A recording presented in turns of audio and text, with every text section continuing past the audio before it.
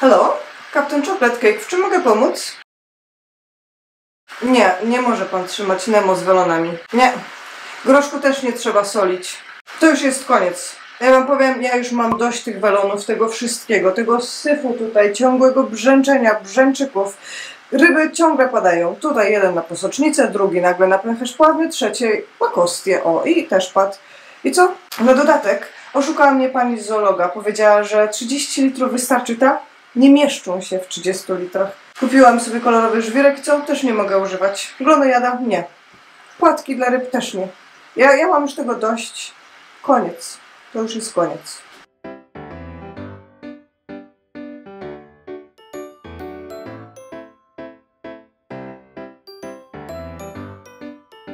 Oczywiście żartowałam i welonów wcale nie zamierzam się pozbywać, chociaż oczywiście bywają takie chwile, że czasami mam ich serdecznie dość. Natomiast ten odcinek jest dla mnie szczególny, bo chciałam wam ogłosić ważną wiadomość. Osiągnęłam ten długo wyczekiwany i upragniony próg 1000 subskrypcji.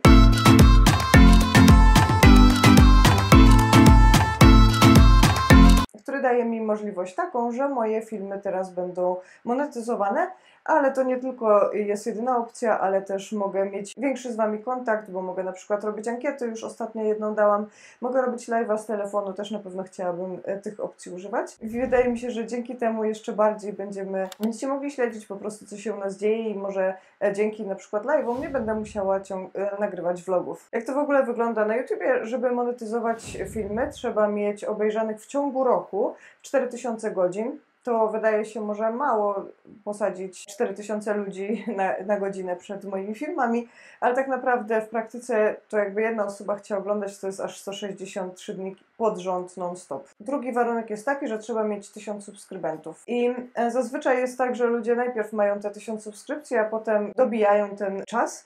U mnie było inaczej i ja bardzo szybko osiągnęłam ten próg właśnie oglądalności swoich filmów. Dla mnie sygnał to był taki, że może mam małą grupę odbiorców, ale mimo wszystko są to odbiorcy, którym podoba się to, co robię, oglądają większość filmów i oglądają większą część tych filmów. To dało mi takiego kopa napędowego, żeby właśnie kontynuować i tworzyć te filmiki dalej. I też ten kanał powstaje dzięki wam i dla was. Więc o podziękowaniach będzie jeszcze na koniec. Chciałam wam powiedzieć, jak wygląda taki backstage i jak w ogóle, ile te filmy zajmują pracy i czasu. Otóż zazwyczaj mam zaplanowanych jakieś 50 odcinków i te pomysły biorą się głównie z rozmów z ludźmi, przeglądania forów, o to, co ludzie najczęściej pytają, albo jeśli gdzieś zasłyszę jakąś ciekawą informację, to staram się jakoś ją wpleść do nowego tematu filmu. Więc z wymyślaniem tematów nie mam absolutnie żadnego problemu, zawsze jest głowa pełna, tylko czasu brak. Później robię sobie takie luźne notatki, ale to nie jest słowo w słowo, co mam powiedzieć, bo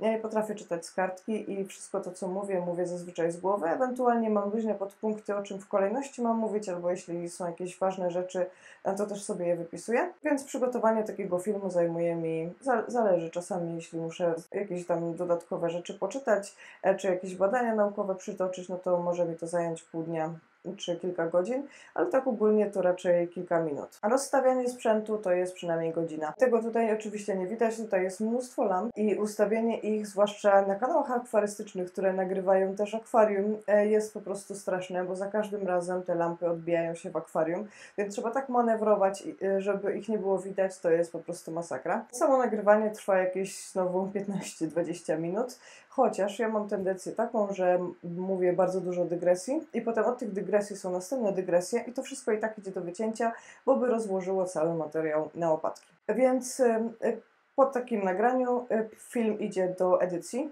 Edytorem moich filmów jest mój mąż, który najpierw robi A-roll, czyli tą podstawę, to znaczy, że wycina właśnie wszystkie te dygresje, wycina wszystkie i moje zastanawianie się, bo jak się mówi z głowy, to czasami się zastanawiam i właśnie mówię więc to musi być wycięte. Więc taka wstępna edycja zajmuje też przynajmniej jeden wieczór, nawet czasem dłużej. Później jest podstawianie wszystkich obrazków, grafik i tak dalej. To jest znowu praca na jeden wieczór, ewentualnie godzinę, przynajmniej 2 godziny. Kiedy ten film jest tak w miarę obrobiony i są wszystkie podstawione jeszcze intro, logo i tak dalej, później robimy napisy i tym zajmuję się ja. Najpierw używam płatnego programu, który moją mowę przerabia na język polski na tekst. ale jest to bardzo niedokładne, około 80% ma skuteczności, więc po prostu muszę siedzieć i edytować to ręcznie i to naprawdę jest czasochłonne. To czasami zajmuje 2-3 godziny przy filmiku 10-minutowym. O wiele dłużej by mi zajęło oczywiście napisanie tego ręcznie, więc i tak jest dobrze. I później ten gotowy już tekst obrobiony polski, oczywiście jest pełno błędów często, bo robię to zazwyczaj po nocach. Ten tekst trzeba jeszcze później przetłumaczyć na angielski i go skorygować, więc to jest kolejny dzień roboty. Z takim filmikiem, który zajmował 30 minut, jak ten wywiad na przykład z Goldfish Corner, zajął nam tydzień roboty praktycznie non-stop. Same napisy mi zajęły, chyba liczyłam, około 16 godzin roboczych. Jak widzicie, jest to bardzo duża praca, a zarobek z YouTube'a pierwszego dnia zarobiłam całe 5 centów.